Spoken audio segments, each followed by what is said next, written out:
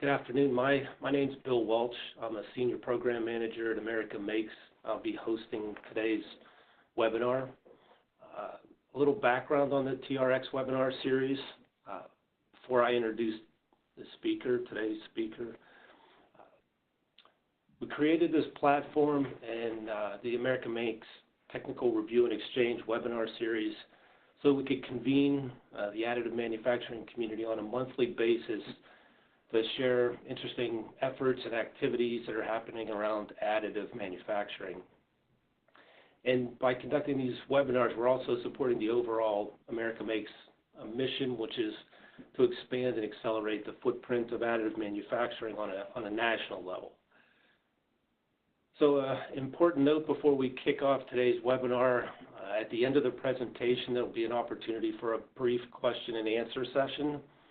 So we'll ask that during the presentation, if you have a question, to submit it at on the Q&A space on the WebEx screen, and then we'll raise that question in the Q&A section, and we'll do our best to get all those questions answered at the end. Well, today's webinar is presented by Nick Kloski. Nick is a co-founder of HoneyPoint 3D. HoneyPoint 3D is a mechanical engineering and 3D education company headquartered in Northern California. Nick not only works on mechanical engineering projects using 3D scanning, but has taught over 7,000 people CAD modeling, additive manufacturing, and 3D design skills. So today, with our time, Nick is going to provide an informational webinar where we'll learn how to use 3D scans to accomplish reverse engineering goals. Whether we're using 3D scanning or thinking about using it, the webinar is kind of designed to go over some free and accessible tools to manipulate post-process 3D scans into solid modeling programs. So with that said, I'd like to hand it over to Nick to do the presenting. There we go. Hello, everybody. My name is Nick Kloski, and I am one of the co-founders of HoneyPoint 3D. We are very proud America Makes members, and we're very happy to share some of our learning and experience with you about 3D scanning and reverse engineering. Now, we are probably one of the smaller companies inside of America Makes. We have a kind of a small team here in Northern California, but we have national clients that refer business to us for 3D scanning, 3D design, and CAD modeling, as well as, actually I can go to the next slide right here, as well as providing training out to the world. So we are also authors. You can see the book on the screen. This is a book published by Maker Media, the people who put out Make Magazine, the Maker Fairs, called Getting Started with 3D Printing. You could see that our company kind of serves two constituencies. One is people that are brand new to 3D printing and getting them up to speed about additive manufacturing, subtractive manufacturing, anything where a 3D file turns into a finished product. The other side is doing actual mechanical engineering services. So people hire us, sometimes even with napkin sketches of what they want created, and we help them create those objects. One of the things that we really focus on with our training is helping people come into doing whatever they need to do in the additive manufacturing realm in the most easiest and accessible way possible. Now, one of the accessible ways is not paying for things, and so we focus on either very low cost or free pathways to do advanced work without having to pay the advanced prices. If you see, probably on the previous slide, but also on this one, we have training classes that are available on our website. We also are one of the more popular solid modeling classes on lynda.com, actually purchased by LinkedIn, so linkedin.com. If you have a premium LinkedIn subscription, you can actually access all of our classes with that premium subscription, which is kind of nice. We focus on using software that is either very low cost, and we're talking, some people might spend per month what they would spend on some Starbucks coffee or something for software, all the way down to free. And that's what I'm going to be talking about today, on how to do at least the software aspect of reverse engineering with 3D scanning in the most accessible way possible. The goal is that if you had something around you, you may not have a 3D scanner, but I'll talk about that. If you had something around you, that you would be able to start this reverse engineering process by downloading some software, not paying any money for it, and starting to do reverse engineering and going to all of the places that reverse engineering takes you, whether it may be manufacturing, whether it would be simulation, whether it would be some very kind of cool new things called generative design that I'll be talking about a little bit later. All sorts of things come out from creating the designs to start with. And that really is what reverse engineering is about. It's about taking something in the physical world, bringing that into the computer, and then doing all of the things to it that people would need to for manufacturing or study or even marketing. We have quite a few customers that come to us that create models. We create models for them. They're beautiful, solid models. They end up in manufacturing, but also these models can be used for marketing purposes, to help talk about products, to talk about your process, because they can be beautifully rendered. They can be turned into all sorts of pictures and images and animations. There's a lot that you can do when you bring shapes and designs into your computer, and that's what I'm going to be showing today. Now, if you see on the screen, I have a small sampling of some of the software out there that can be used for both CAD design as well as reverse engineering, as well as some integrating with 3D scans. Now, the line between what is reverse engineering and what is 3D modeling is kind of fuzzy, right? There are software, most all of this software could be used for reverse engineering, even the very accessible one at the bottom called Tinkercad, right? That's an Autodesk product that's very, very easy and very kind of simplistic, but it just works and it never messes up, and it's just very simplistic and free. You could use something like Tinkercad for reverse engineering, but if you want to get actual work done that would flow into manufacturing, you would need a little bit more professional tools. I'll be talking about the software side. I'll also be talking about the hardware side. Without 3D scans, you can't do the reverse engineering in any sort of accurate way. Now, I say that there's a caveat to that, which I will show you, that you could start to do some reverse engineering just by yourself without having to have a 3D scanner, but I'm going to show you why 3D scanning is so important. We have some software packages up here. The ones that I am going to be talking about today are right here. You probably see my mouse with this little bunny. This is Autodesk Mesh Mixer.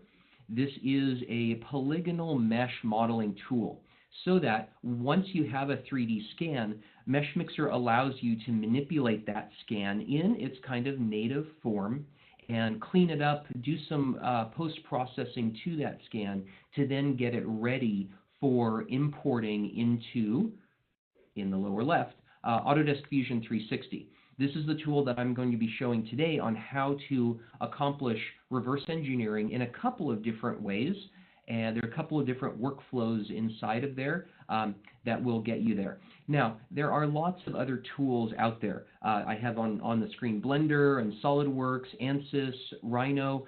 There's also some other programs out there that are a little bit more dedicated to reverse engineering, but Blender is free. ANSYS, SolidWorks, Rhino, all of those are very, very, very expensive subscriptions. So that's one of the reasons why we like to focus on these less expensive software packages, because it allows everybody to get off of this webinar and start doing their reverse engineering right away.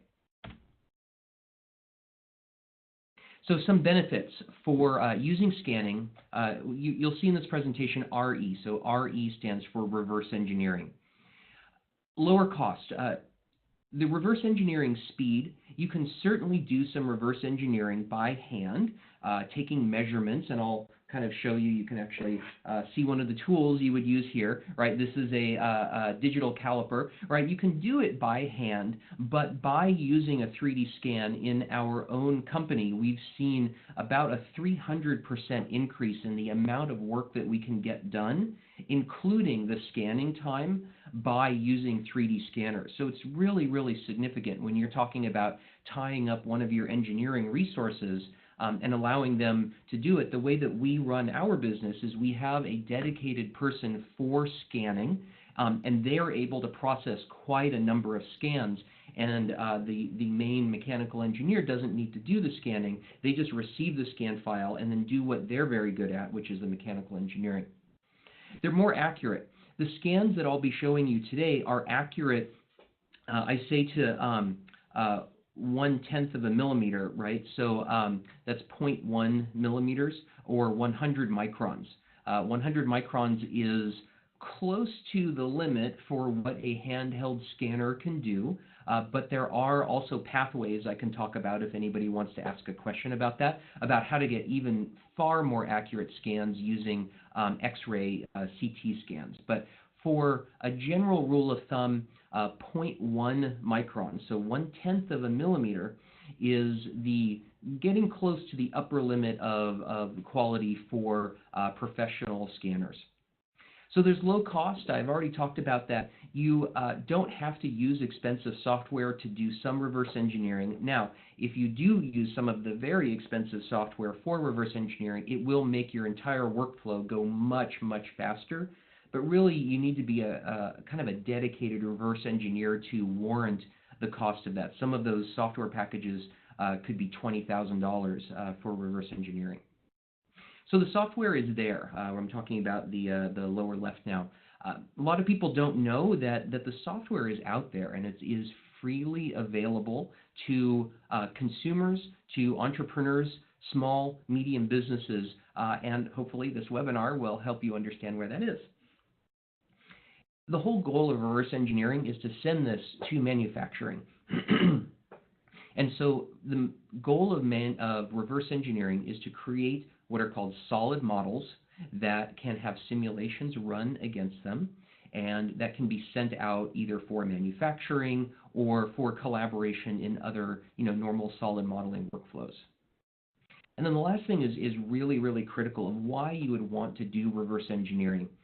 We have a lot of companies that come to us to do mechanical engineering because they do all of their manufacturing overseas, in different countries overseas, and they've contracted with different manufacturers and contract manufacturers, and those manufacturers do not want to give up their designs.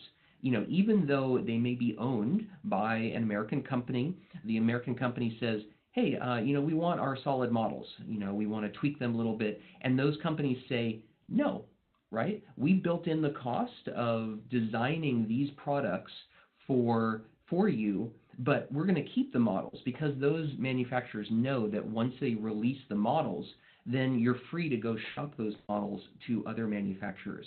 So we get a lot of people that are very frustrated that they can't get their own product because those models are held hostage by other companies and manufacturers out there. Also, we have a lot of people coming to us that have a lot of existing inventory. HVAC, heating, ventilation, air conditioning companies that have to service products that are 10, 15, 20 years old, and they don't want to keep warehouses of 5 or 10 parts for something that's 15 years old, waiting maybe for years and years and years for that one part to be needed. Reverse engineering allows you to take those old parts that might not have been in a mechanical engineering format, take them into the computer, and then just store them. If you find an additive or even subtractive manufacturing process that can make those, then you can make those on demand. And so we do have quite a bit of business of companies taking their inventory of products and turning them into just computer files. And that is a very, very good use of reverse engineering. All right. So how fast, the little typo here, but how fast is reverse engineering? So 3D scanning itself is not the most labor-intensive part of this. You know, I've scanned things that have taken me half a day to scan because they're very complex and all of that. But, you know, for a lot of consumer products that we get, it's somewhere within an hour of doing the scanning.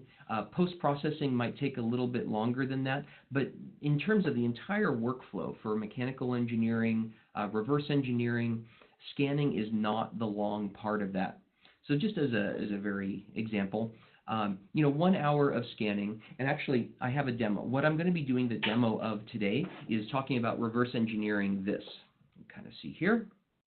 This is just a peripheral I have for my computer that has some USB ports, SD drive. So something like this I scanned this morning, and you will see what that is later in this webinar.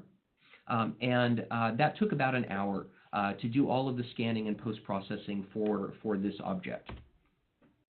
Reverse engineering. Now, reverse engineering can take a few hours to a few days. You know, to get, you know, even in the case of this, there's like little tiny design features that have nothing to do with the mechanical aspect of it, but make it kind of nice looking, like little ridges and things like that. The little fine details like that can take a while to add in. 3D printing and testing is a one part that once you have your designs digitized, you can additively manufacture them, test them out, see if they work, see if they interface with other parts properly, and then you go and hopefully you're on your way. If not, that's why having digital models is great, because you can make revisions, change your model, adapt it, and then go into production. And that's the normal production cycle of weeks to months for getting molds made or whatever. So I want to talk about a little bit of case studies before I get into the actual demo. This is a great use case for this. There are prescription glasses. There's a company out there called GlassesUSA.com, and they actually offer 3D printed glasses. They offer it in multi-jet fusion, or actually they just offer the files themselves. They will, you order the lenses from them. The lenses fit a 3D model that they provide of the frames. And so you put in your prescription, all of that, and they give you the 3D model of the glasses, and then you go get that model 3D printed. But you can also reverse engineer it. Because you have the outline of the lenses in that 3D model, you can change the frames however you want. And that is kind of reverse engineering. That's kind of a cool thing. I actually have those glasses in my car, and they're 3D printed, and they work great. They're about $40 for the frames. Another really good example.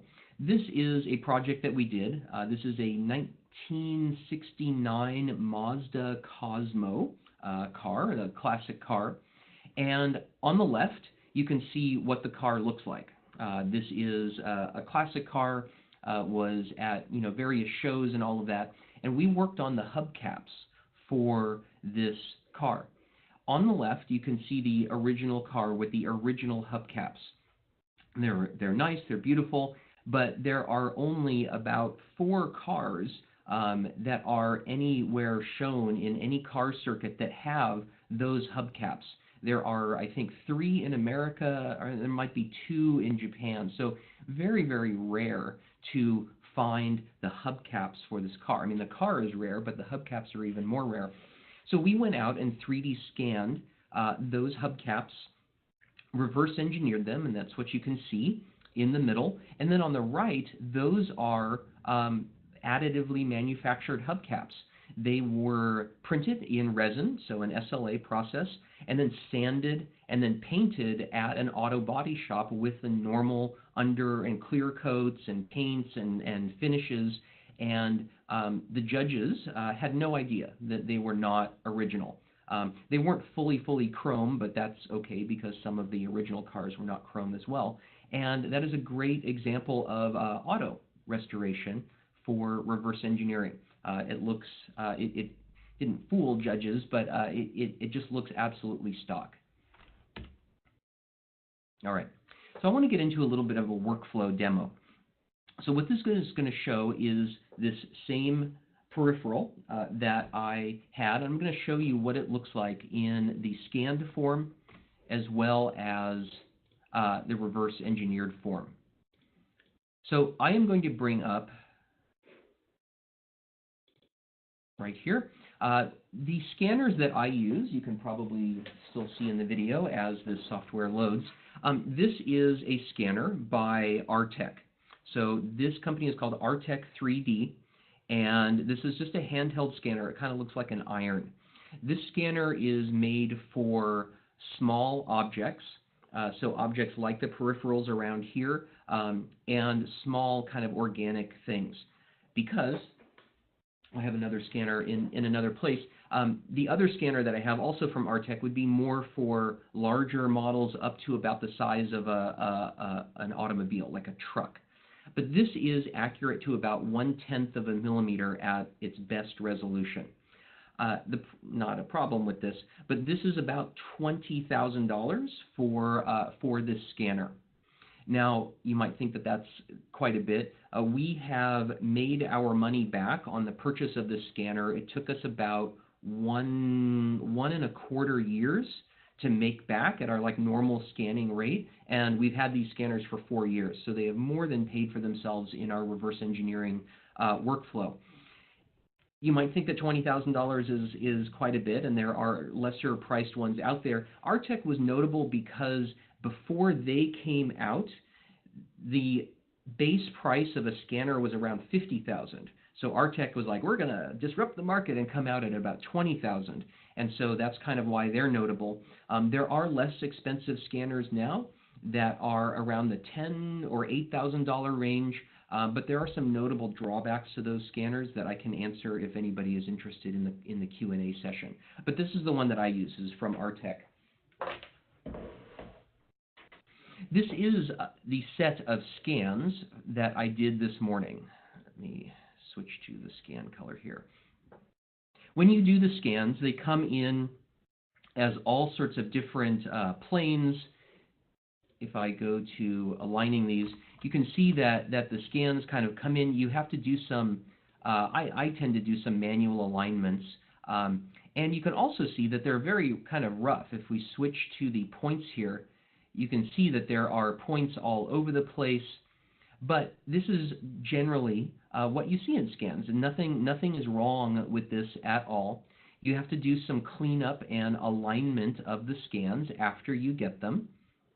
If I go here to editor, to eraser, like that, you can go in and do some cleanups of scans, right? So all of these points, I can do a little bit of editing those out. I hit erase, and now you see those points are gone, right? So I can do some editing like that, and this is one part of the object. The scans here are other parts of the object, and as I go in and select things like the base, after a second, the base will turn red. There we go, and then I erase that, and you see I have another view of the object.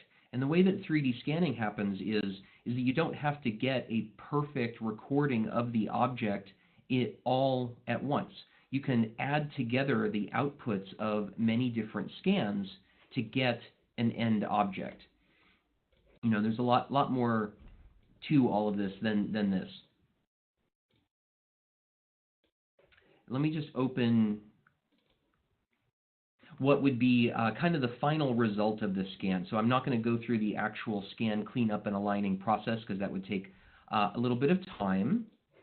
But this is if I actually look at this, this is the output of an aligned set of scans. So if we go to points right here, you can see that it looks kind of messy. There's lots of points that are floating. Let me zoom in. A lot of points that are floating outside. You can go into X-ray. That's probably easier for everybody to see. There's lots of stuff just flying outside. That is totally okay. The scanner software knows how to do this, and it is totally appropriate for reverse engineering. The output of this is what's called a mesh. And this is a meshed object, and I'll show you what that means in a little bit. But this is the output of, if you see this, the scan on this. This is indeed this object. And you see there are little artifacts on the side. You can see down here, as well as on the back. Now, for reverse engineering, you don't necessarily need to get every part of your object. So this mesh then gets output into what's called just a polygonal mesh, an STL file, surface tessellation or stereolithography file. But it really is just a file that is a collection of, if I hit W, very, very dense points. So if I scroll in here, you can see that each one of these triangles is one point of light that the scanner was able to collect and create a 3D model. You can also see that there are some issues in the back, but this model is perfectly fine for reverse engineering. And so what I'm doing right now, MeshMixer is really, really great at post-processing models. What I'm doing right now is reducing the complexity of that model because, and you'll actually see what happens here. When I hit the W key before and went into the wireframe, it was very, very dense. Now you can see that it is much less dense. I can go and reduce this again.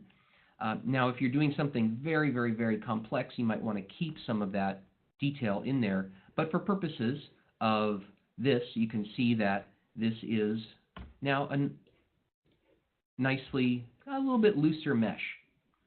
Now, MeshMixer can do some very cool things. MeshMixer can, if I double-click on this edge, I can make this edge maybe a little bit nicer by hitting the B key. And what that does is it now smooths that edge. I can select a little bit more of it, delete it. I can go and do a little bit of scan cleanup here if I wanted to. Again, I wouldn't necessarily even need to do this for reverse engineering because the back is all one curve. But MeshMixer is really, really great for doing this sort of work. So now this edge is very smooth. I can do quite a few things with this, which is, if anybody ever works with meshes, you'll very much appreciate kind of what I'll be doing here, is that I can actually zipper up this hole that's in here with a smoothing tool like this.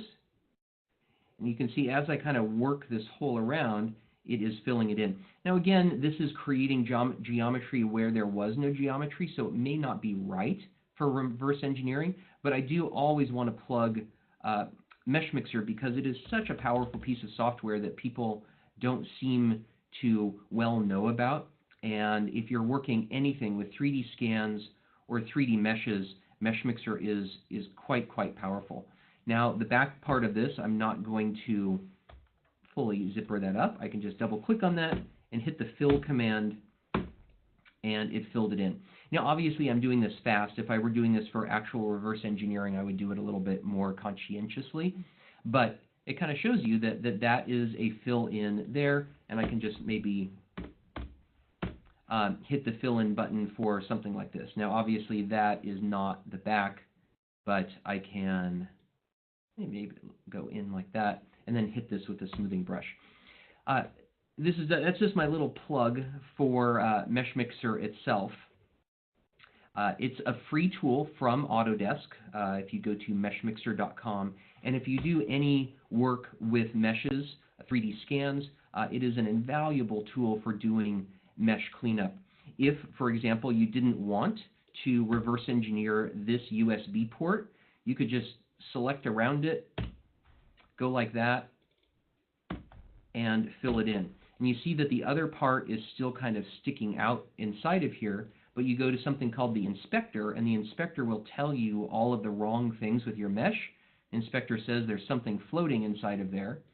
So you say, okay, I'm going to go in and separate shells, and here are my two shells. The main, I'm just going to get rid of the second one. There we go. So now we don't have a USB port there. I'm going to export this guy back out. Great. Or you can do, I actually forgot about this little guy, you know, something like this. You can select this, kind of go out, delete it, and then fill it, and then even smooth it if you want. You could smooth this whole edge, right? And then this might be a little bit better for reverse engineering. You know, that sort of tool Mesh Mixer is very, very good at. All right, so let's say you have a scan file now, and you want to do actual reverse engineering, which is the whole point of this this webinar. I'm going to start up Fusion 360. Now, Fusion 360, don't quote me on this for the pricing, but Fusion 360 at its most expensive is about $50, per month. But if you are a personal user, like a home user, it is free forever. And as far as I know, if you are a startup, so if you are somebody who makes, let me go in here. If you are somebody who makes $100,000 or less off of the work that you do inside of Fusion 360, you also get a free commercial license. So this is really critical for any students out there or any people that are interfacing with kids. Kids always get licenses for things for free. But if they want to start a business with their designs for SolidWorks or whatever, they are not allowed to do that for commercial work. Fusion 360 does allow that for commercial work for adults, for kids, for anybody. Pretty cool. I'm going to say insert the mesh right here. It's going to come in as millimeters like this. So this is the mesh. It is properly scaled because the scanner did its job, and we can do some reverse engineering. Now this is a pretty easy profile, but what I'm going to do is say create sketch. I'm going to go right in the middle right here, and I'm going to do something called create mesh section. So I'm going to select this body and position this mesh section right in the middle, like that. It's going to think about it. And now I have a sketch right here that says mesh section. If I get rid of this, that is a cross section of this body. Now I can say fit curves to mesh section. I can select this. And what I'm going to do right here is say, I want to create a spline, which is kind of like it'll follow whatever shape. I can create specific arcs or straight lines or ellipses or circles, but spline allows me to kind of follow whatever curve is there. My fit tolerance is, I'm going to make it very, very loose, like 1/10 of a millimeter. And I'm just going to click. I'm going to click here, and you can see that as I create this, there is a line being drawn. I just maybe click here and here, here and around. You can't see it because even at 1/10, if I zoom in, you'll see that there is a line right here that is being created, and that is a spline. So what that means is it's a line that is tangent to all of the links before it. And then click here and say OK and stop sketch. This is very rough, right? You can see that it got little tiny kind of error, or not errors, but like bumps in the mesh and all of that. But this is, you know, a very fast webinar. It's not a big thing. If I bring back the body right here, and I select the profile that I just created, if I can, there we go, profile, and extrude this symmetrically.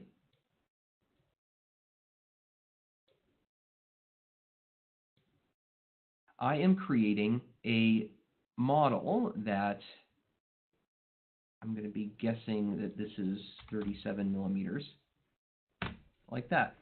So now if you look, this is exactly what you would want to see in a reverse engineering workflow, is that the scan here with those triangles and the solid model are interleaving inside of each other, which means that the surfaces are so equal that the little tiny variations in the 3D scan are kind of going in and outside of the 3D scan and the solid model. It's exactly what you would want to see. If we turn off the 3D scan, we have a full solid model right here. This could be sent to manufacturing. You could use other tools on this. I'm going to do a section analysis right here that shows that when we cut this away, it is a full piece of solid modeling material. Pretty awesome right there. There's also another way that I want to make sure that I show you that is available inside of Fusion. I'm going to insert that mesh again. Let it come in. There's a little purple guy up here that says Create Form. Now this is a lot more powerful than just creating a mesh section, because if we say Create Face right here, and then Object Snap up here. So what this does is my little cursor is snapping to this, this peripheral. So if I go here and I click right on the edge,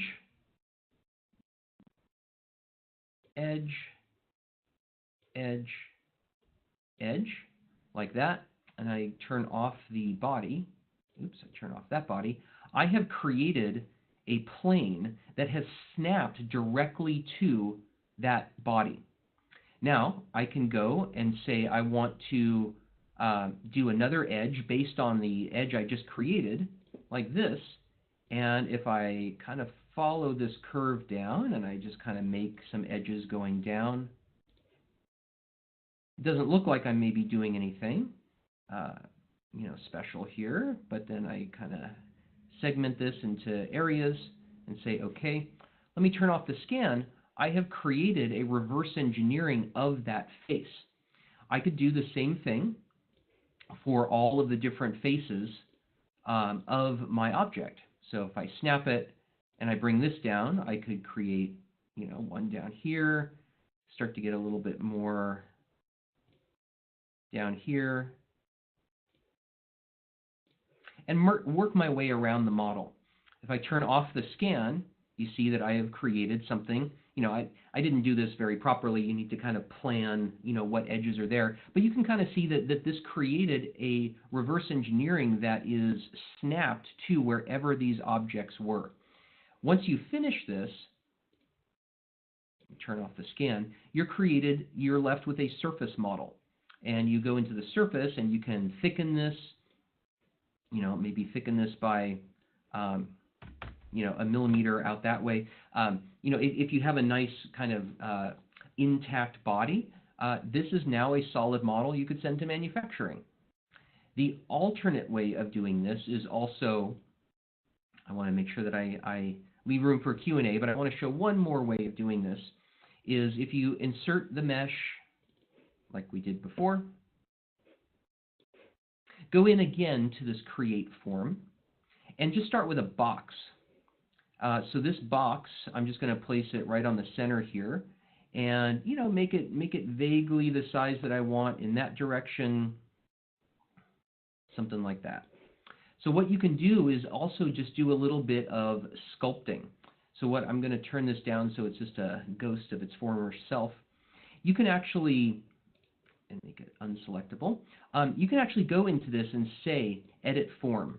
So what you do in the Edit Form, I'm going to select these four in the Edit Form, is you can start pushing and pulling this like it was a little bit of clay. So you can move this down, you can scale it, and get it to just about the correct shape that you would want for reverse engineering. And this is way too fast for what I would be normally doing, but something like that, right? Obviously I'm missing this cutout here, and then I'm also missing the side, but what I can do is say Edit Form and then just scale this up. And then there's a command in here called pull.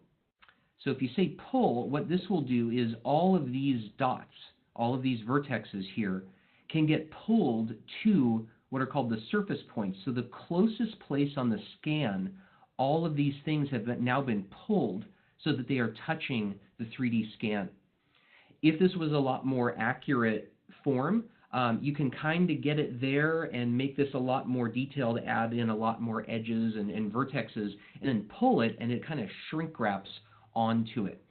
That is another way. There's kind of 3 different ways of creating objects. Well, there's actually lots more inside of Fusion that you can do, but those are some very accessible ways of doing reverse engineering.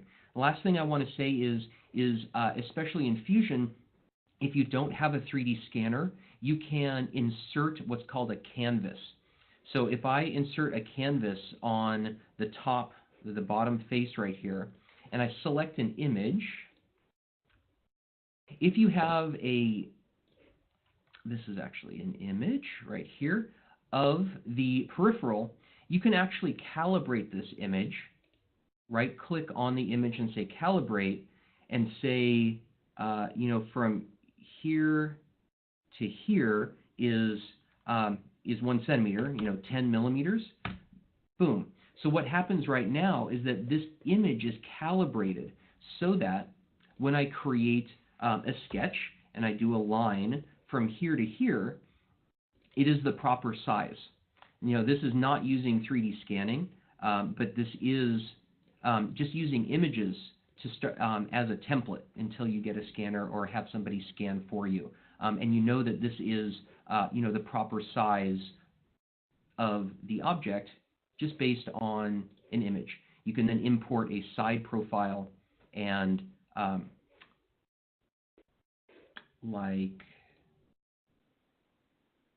you see it right here. You should be able to see that. You can import a side profile and put that on the side template and calibrate it as well and align it to the other image and then do some reverse engineering from there. So you don't have to start off with the scan. You also don't have to own a scanner. You can have some other company do your scanning for you and then do the reverse engineering yourself. Totally open. So that's kind of my talk on this. Let me go back to the demo. The very last thing I want to say is reverse engineering even needed? Maybe not. So there are really cool new tools out there called Generative Design that flows directly into additive manufacturing. Is that once you reverse engineer something, you can actually have a computer take a pass at optimizing that shape into really cool new shapes that still do the function that you need. And this is something that directly goes into what America Makes is talking about, is using additive manufacturing to create things that are truly unique. So Autodesk right here, Generative Design, if you click on the Generative Design for Manufacturing, there's a really great video right here, which I will try to mute. But right at the end, it shows that this assembly right here that is made out of 83 different parts through Generative Design can actually be reduced, those 83 parts, down to 1 part. But this could only be additively manufactured, but it matches and does every single thing that that the original part needed to do in terms of the loads, but it's much easier to manage if it can be additively manufactured.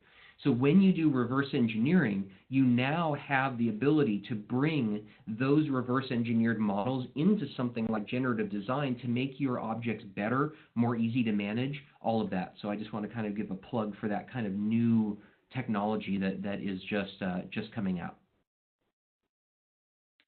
So with that, I want to maybe put it back to Bill and see if there are any questions.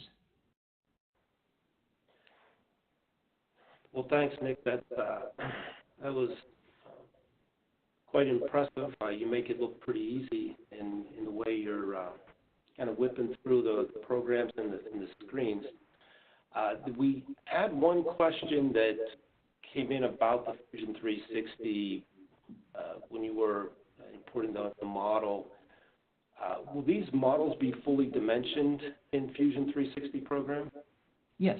Yeah, the scanner, if the scanner does its job, the scanner creates an accurately dimensioned STL file. And STL has no inherent measurement system. It comes in as like 79 somethings, right? It could be 79 inches, 79 millimeters. So whenever you're dealing with STLs, you need to make sure that you know what unit system they came in as. But that's why when I imported it into Fusion, it asked me if it was millimeters. I could have changed it to centimeters or inches or whatever. But if the scanner is doing its job, it will create an accurate model down to the limits of what that scanner will do. This handheld scanner here, at its best, will be at about 0.1, right? So 100 microns, a tenth of a millimeter. The other scanner I have over there that is more for larger objects is accurate to 500 microns, so half of a millimeter, which is still pretty good for larger objects, but for reverse engineering, you really will kind of want to get it down to, as accurate as you can. Okay, thanks. Another question, Nick, was around IP concerns. Do you have any IP concerns when, or is that something that is getting raised as far as issues when it comes to reverse engineering a part? Yes. I am not a lawyer, right? So I have to preface all of that with that. And so everybody needs to talk to their IP attorney about anything they do that's copying other people's designs. With that said, if you look on articles about on Wikipedia, all of that, the process of reverse engineering is not illegal. If somebody puts, like, this is a little digital scale, level that helps to level things. This is out in the world. It is not illegal for anybody to copy this. Reverse engineering is not something that can be attacked in terms of a legal thing. Everything, like all legal systems worldwide, are all about damages about money. Like, that's all it's about. It's not about like the principle of it or whatever. It's about, has somebody been hurt economically? The act of reverse engineering does not hurt anybody. Therefore, it doesn't. It's well known that that's okay. But you never just reverse engineer just for the fun of it, right? You reverse engineer to go and make something out there that that uses that as a base or whatever. It's the old adage is that anybody can sue anybody for anything. We have somebody who's working on a refrigerator part, and that specific refrigerator part, I mean, this would be an example, right? So this is a battery charger, right? I don't think, this is rebranded from Amazon, right?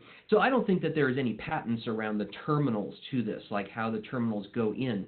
But if you re-engineer something like this, and there happens, like, maybe the flippy little electrical outlet, something about that is patented. If you reverse engineer that and then you put it out, you could be violating their patent for this mechanism. So the reverse engineering is not an issue. It is then marketing that and you making money on that, ostensibly taking money away from somebody else. That is something that if you are going to be recreating something that somebody already does, that's when you check with your lawyer and then you figure out how to change it enough that it's not covered under the patent. Now, if I wanted to create a holder for this, right, so something that like goes on the wall or something that's like a little butterfly that comes out or decoration, that is usually okay because I am not infringing on their patent. I am not infringing on their design at all. I'm adding something on top of it that complements it. That is usually okay. I have never heard of anything as a problem with that. It's only when you reverse engineer the actual components and then say that that's yours. That's when it can get into a little bit of an issue. The gentleman that I was talking about with the refrigerator part may be kind of an issue because there's no other way for this part to interface with the refrigerator besides the way that it does, and that the way that it does is patented, right? But for little things like this, anytime you're trying to copy, then that would be an issue. Anytime you're trying to enhance, usually not an issue, from my non-lawyerly advice. No, thanks for clearing that up. That was helpful. Another question that came in, Nick, was what about photogrammetry programs that allow you to use most cameras in many pictures? Sure. So photogrammetry is the process of taking photographs of something. So, for this charger again, you would use a camera in very kind of controlled situations to take photos of this, either moving the camera or moving this object so that it takes it from every single direction, top and bottom and all of that. Then all of that gets processed either on your computer or in the cloud, and the software works out all of the angles. A well-known one is no longer free, but Autodesk used to be called Memento, now it's called Recap or Recap Photo is a way of doing that, but that's not free anymore. It does allow you to do that. Now, if you're using just a normal like DSLR camera, like even a very nice one, you can get really good resolution. You will not get the resolution that you would get from a handheld scanner, but DSLRs are a lot less expensive than a dedicated scanner would be. If you were, and I can't give you actual numbers, from just a very general statement, I would say that they're 3 to 4 times less accurate than a handheld scanner, but it really just depends on what you're scanning. And I hate when people give those statements, but it's kind of true. With that said, you can get extremely accurate with photogrammetry if you buy a photogrammetry kit. Those are usually, I think, $3,000 or $4,000, and I don't know why they're that expensive.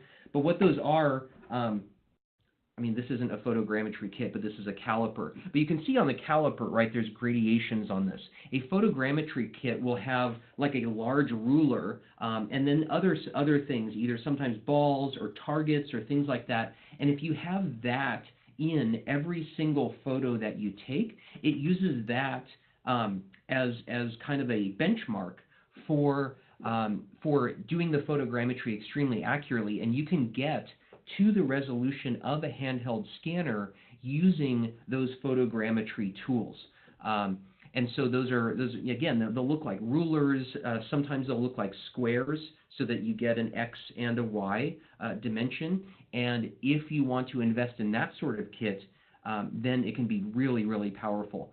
And then that's a lot less expensive. It's just a lot more work. And then sometimes you can process that on your computer. There are some, I think Agisoft might have some ones where you process that on your computer. Otherwise, you'll be paying per scan for that to be processed on the cloud. And if it works, then great. But if it doesn't, then you've just paid for that and it hasn't worked and you have to do something else. So, but photogrammetry can be very good. If you're doing very large objects, like we did a plane once, like a prototype drone, like a big drone though.